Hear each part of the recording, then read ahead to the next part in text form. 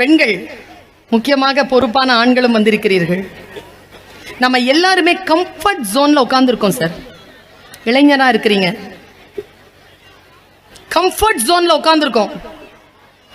ஒரு குருநாதர் ஒரு வீட்டுக்கு போயிருக்கார்.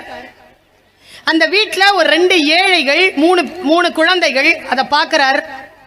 என் வாழ்க்கையின் சிந்தனையில் அப்படியே விதைச்ச ஒரு விஷயம். நான் மாறி போனேன்.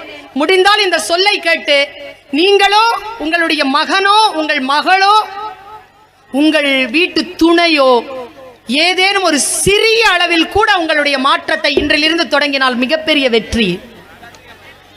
வீட்டுக்கு போயிருக்கிறார் குருநாதர். ஏழ்மை ஏழ்மை ஏழ்மை, அவ்வளவு ஏழ்மை.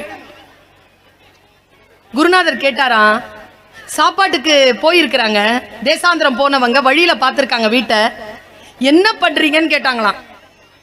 கவனமாக கேளுங்கள் பெற்றோர்கள், என்ன பண்றீங்கன்னு. நாங்க எதுவும் வேலை செய்யறது இல்லைங்க, எங்களுக்கு எதுவும் தெரியாது.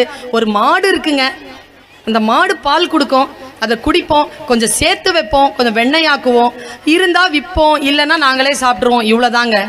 எவ்வளோங்க கொடுக்கும்? என்ன 1 லிட்டர் 2 லிட்டர் கொடுக்கும். அப்படியா, சரி அப்படின்ட்டு அவர் கிளம்பிட்டாரு. கிளம்பும் போது என்ன பண்ணிருக்காரு, ஒரு கொஞ்சம் தூரத்திலேயே போய் ஒரு சீடனை கூப்பிட்டு, டேய் வா, என்ன குருவே, போயிட்டு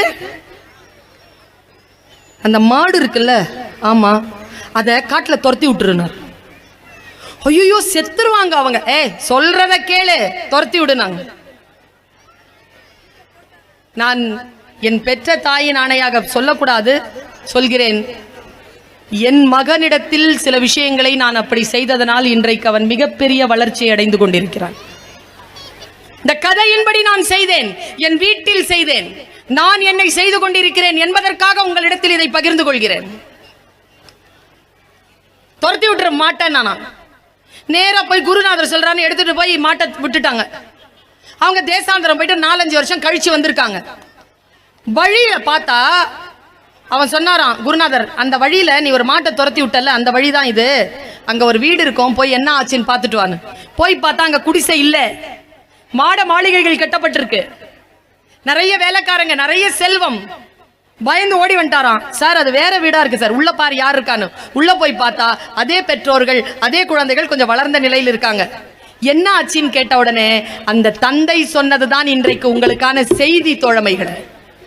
அந்த தந்தை சொன்னார், என்னிடத்தில் ஒரு மாடு இருந்தது, அந்த மாட்டை மட்டுமே நம்பிக்கொண்டு நாங்கள் பால் கறந்து குடித்துக் கொண்டிருந்தோம்.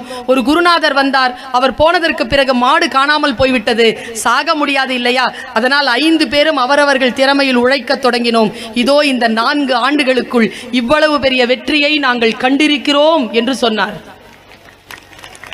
நாமும் நம்முடைய வாழ்க்கையில் ஒரு மாட்டை கட்டி வைத்திருக்கிறோம். கம்ஃபர்ட் ஜோன்ல இருக்கிறோம். அவுத்து விடுங்க அந்த மாட்டை.